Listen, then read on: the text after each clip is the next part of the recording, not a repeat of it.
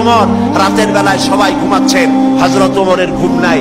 তিনি ঘুম থেকে জেগে রাত্রির বেলায় ঘুরে ঘুরে বেড়াচ্ছেন কে কি অবস্থায় আছে। ঘুরতে ঘুরতে দেখেন একটা তাঁবুর মধ্যে আলো জ্বলতেছে আর কান্নার আওয়াজ। আস্তে করে কাছে গেছেন, যে দেখেন একটা মেয়ে লোক কি জন্য রান্না করতেছে আর বাচ্চাগুলি পাশে বসে কাঁদে। তিনি ভিতরে ঢুকে বললেন, আচ্ছা মহিলা, তুমি এত রাত করে রান্না করতেছো কেন? এই বাচ্চাগুলি ক্ষুধায় কাঁদতেছে, যদি তুমি সন্ধ্যা রাত্রে রাঁধতে তাহলে তার অসুবিধা হতো না। মেয়ে লোকটি বলছে, পথিক, আমি তো তোমার চিনি না, তুমি তো আমার এইভাবে শাসন করতে পারো না। এই যে বাচ্চা ছেলেমেয়েগুলি আর আমরা মদিনার লোক না, পার্শ্ববর্তী দেশ থেকে আসছি মদিনা গভর্নমেন্টের কাছ থেকে সাহায্য নেওয়ার জন্য। ভিড়ের কারণে খলিফার কাছে যাইতে পারি নাই। আমার ছেলেগুলি 2-3 দিন না খাওয়া, আর এই যে হাড়ি, ওর মধ্যে কোনো গোশত না, পানি আর পাথর দিয়ে নাড়াচাড়া করতেছি যাতে বাচ্চারা বোঝে যে গোশত রান্না করতেছি। বলেছি যে একটু অপেক্ষা করো, রান্না হইলে খাইতে পারবা। কিন্তু বাচ্চাগুলি এত ক্ষুধার্ত, কোন রকমেই তারা আমার কথা শুনতে চাচ্ছে না, কাঁদতেছে। হযরত ওমর বলেন, এটা শুনে আমার মনে হলো যে আমার পায়ের তলা থেকে মাটি খসে যাচ্ছে। হযরত ওমর বললেন, মা তুমি একটু অপেক্ষা করো, দেখি আমি তোমার কোনো উপকার করতে পারি কিনা। হযরত ওমর দৌড় দিলেন। ইতিহাস বলছি, গল্প না।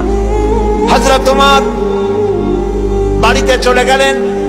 বৃদ্ধ হযরত আসনামকে ডাকলেন, বললেন, আসনাম, বস্তা নিয়ে আসো, বাইতুল মালের দরজা খোলো, বস্তার ভিতরে আটা ঢুকাও, পেঁয়াজ ঢুকাও, তরি তরকারি ঢুকাও। ঢুকাবার পরে বললেন, বস্তা বন্দি করে দাও। বস্তা বান্ধা হলো। হযরত ওমর বলেন, আসনাম রে, এবার এই বস্তাটা আমার মাথার উপরে উঠায়া দাও। হযরত আসনাম বলছেন, আমিরুল মুমিনিন, এই বস্তা বহন করার জন্য আমি খাদেম তো উপস্থিত আছি।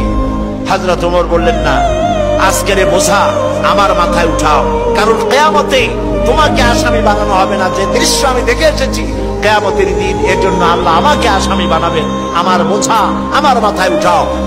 আটার বস্তা মাথায় নিয়ে হযরত ওমর দৌড়তে লাগলেন। অর্ধেকটা পৃথিবীর প্রেসিডেন্ট হযরত ওমর আটার বস্তা মাথায় নিয়ে দৌড়াচ্ছেন।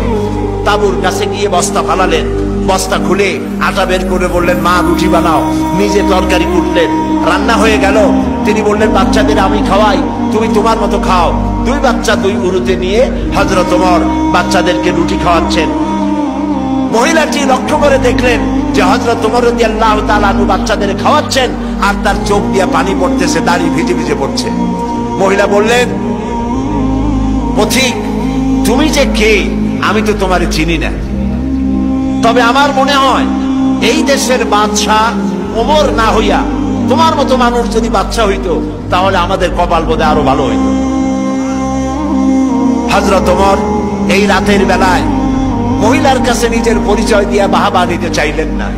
তিনি বললেন, মা, আগামীকাল তুমি খলিফার দরবারে যাবে, সেখানে তুমি আমাকে দেখতে পাবে, আমি সেখানে তোমাকে বেশি কিছু দিতে চেষ্টা করব।